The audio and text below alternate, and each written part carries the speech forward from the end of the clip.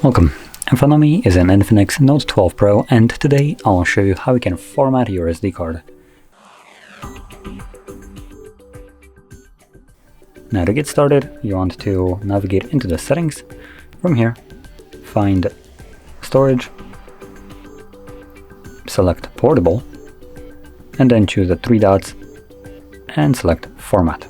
This will give you a quick message letting you know that formatting removes everything from the card, so if you have anything on it that you'd like to keep, make a backup copy of it before you begin. Now, assuming you have already done so, or you just simply don't want to, you can progress by selecting Erase and Format.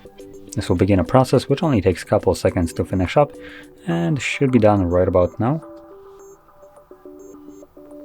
Any moment.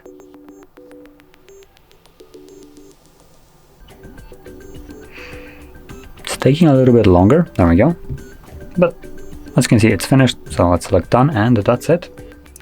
So if you found this very helpful, don't forget to hit like, subscribe, and thanks for watching.